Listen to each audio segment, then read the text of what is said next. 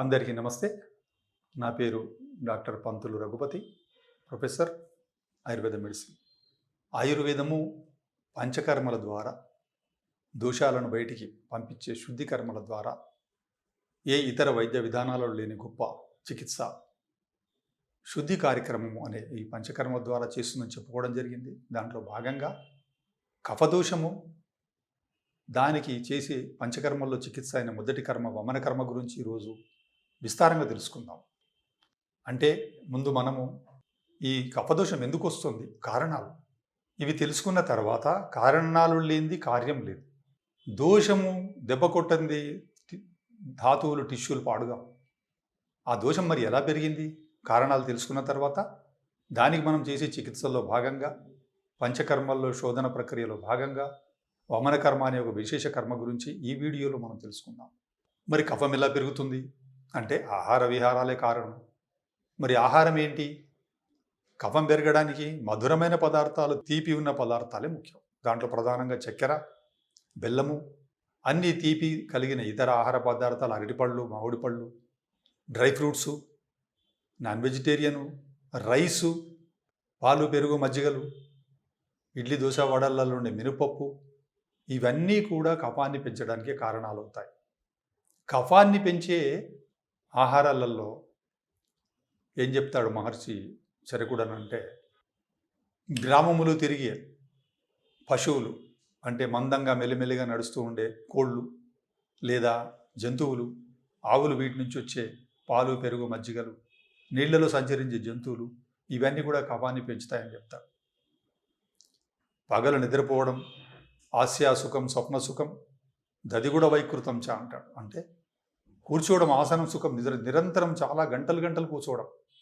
స్వప్న సుఖం అంటే నిద్రపోతూ ఉండడం దినమంతా పగలు, దీని ద్వారా కఫం పెరుగుతుంది. దది కూడా వైకృతం చ అంటే రకరకాల పెరుగులు, మజ్జిగలు, పాలు, డైరీ ప్రొడక్ట్స్ ఇవన్నీ వాడడం ద్వారా, పాల ఉత్పత్తులు వాడడం ద్వారా కఫం పెరుగుతుంది. అంటే ఫ్రిడ్జ్లోంచి తీసే నీళ్లు, చల్లటి నీళ్లు, కూల్ డ్రింక్స్, కుండలో నీళ్లు, ఇవన్నీ కూడా కఫాన్ని పెంచేవి. కఫాన్ని పెంచేవి పదార్థాలు ఆహారపరంగా తీసుకున్నప్పుడు విహారపరంగా చేసిన పొరపాట్ల వల్ల కఫం పెరుగుతుంది. ఈ పెరిగిన కఫము ఎక్కడ పెరుగుతుంది? ఛాతీలో రకరకాల దగ్గు, తుమ్ములు, ముక్కులు, సైనసైటిసు, మైగ్రేను, ఇలాంటివి రకరకాల తలనొప్పులు, ఇవన్నీ కఫరోగాలు, చర్మరోగాలు మనం చెప్పుకున్నాం ఇంతకు మునుపు.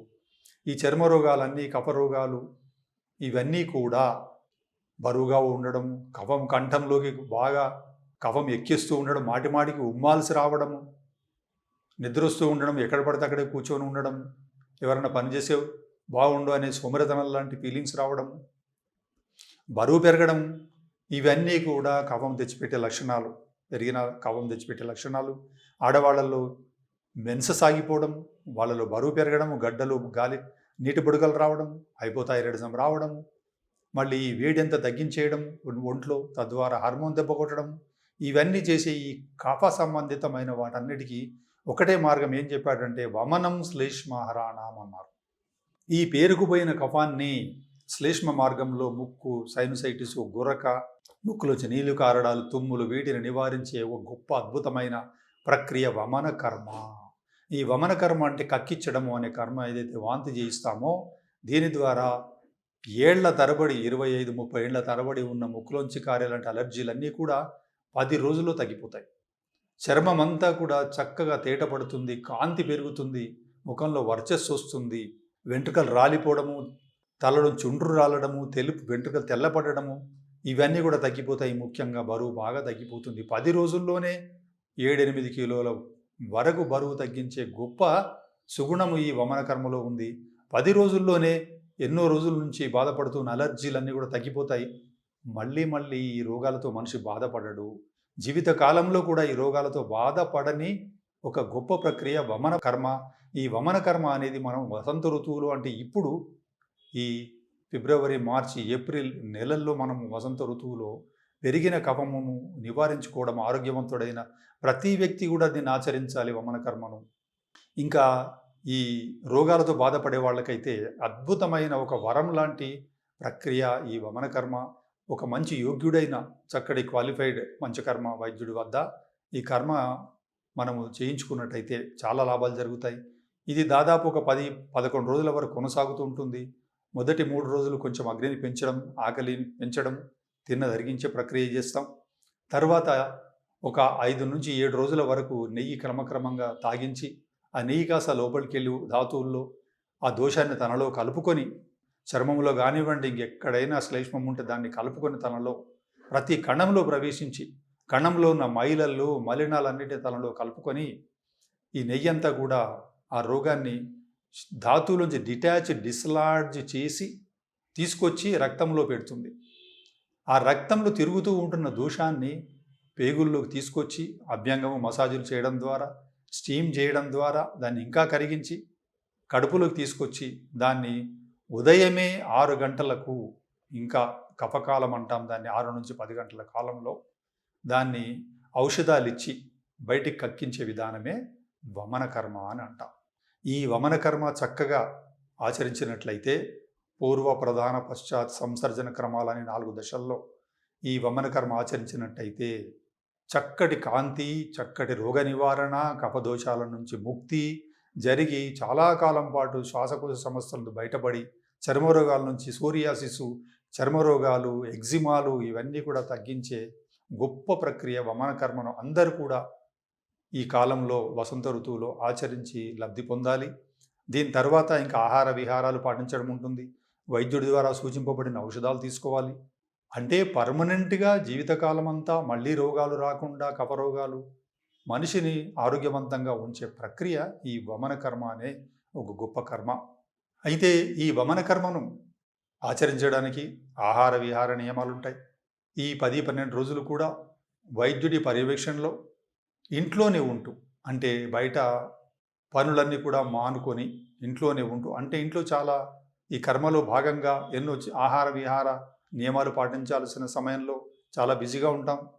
కాబట్టి మనం బయటికి పోవడానికి అవకాశం దొరకదు. నియమబద్ధంగా గడపాల్సి ఉంటుంది. ఇది 11 ఏళ్ళు, 9 ఏళ్ళు, 10 ఏళ్ల పిల్లల నుంచి మొదలుపెట్టి 65-70 ఏళ్ల వరకు కూడా వారి వారి ఆరోగ్య స్థితిని, వారి ఫిట్నెస్ ఎంతుంది, రోగిని రోగాన్ని పట్టి వైద్యుడు నిర్ధారణ చేసి ఈ కాలంలో దీన్ని చేయవచ్చు అని, ఈ వమన కర్మకు వారి ఫిట్నెస్ కూడా అవసరం. దీనికి అర్హులు, అనర్హులు, పనికొస్తారా, పనికిరారా, చేయగలమా, చేయకూడదా అనేది వైద్యుడు నిర్ధారణ చేస్తాడు. ఆరోగ్యవంతుడైన వ్యక్తి అయితే ప్రతి వసంత ఋతువులు చేసుకోవచ్చు. వసంత ఋతువే కాకుండా ఈ శ్లేష్మాన్ని, వమనాన్ని మనము ఏ కాలంలో అయినా కూడా, ఎప్పుడైనా కూడా, ఏ ఋతువులో అయినా కూడా చక్కగా చేసుకోవాలి. వెంటనే మనకు కఫరోగాల నుంచి ముక్తిని ప్రసాదించేది ఈ కిడ్నీ స్టోన్స్ కానీ, గడ్డలు కానీ, ఇవన్నీ కూడా చక్కగా లివర్లో వేరుకుపోయిన గ్రేడ్ 1 ఫ్యాటీ లివర్ అనేది చాలామందికి వస్తుంది. ఇలాంటివన్నీ నివారించుకోవడమే కాకుండా, హైపోథైరాయిడిజం లాంటివి తగ్గించుకోవడమే కాకుండా ఎన్నో లాభాలు పొందాలంటే దీని గురించి బాగా అవగాహన పెంపొందించుకోవాలి. అయితే ఎమర్జెన్సీలో కూడా సద్యోవమనం అని కూడా చేస్తాం. అప్పటికప్పుడు కూడా శ్లేష్మం బాగా పెరిగిందంటే కక్కించడం అనే విధానాలు కూడా ఆయుర్వేదంలో ఉన్నాయి. ఆ రకంగా మనము ఈ ప్రధాన కర్మల్లో, పంచకర్మల్లో భాగమైన ఈ వమన కర్మను ఆచరించి వయస్సును నిలబెట్టే కర్మలు ఇవన్నీ కూడా. అంటే బుద్ధిని చక్కగా పెంచేవి, ఇంద్రియాలు, పంచేంద్రియాలు, 11 ఇంద్రియాలు చెప్పబడినాయి మనసుతో పాటు, వీటికి బలాన్ని ఇచ్చేవి, ధాతువు లోపల అగ్నులను పెంచేవి, మలినాలను బయటికి పంపించేవి అయిన వీటిని తప్పనిసరిగా తీసుకొని ఈ పరిజ్ఞానాన్ని ఉపయోగించుకొని చిరకాల ముసలితనం రాకుండా వయస్సును నిలబెట్టేదిగా ఉండే కర్మను ఆచరించాలని కోరుకుంటున్నాం.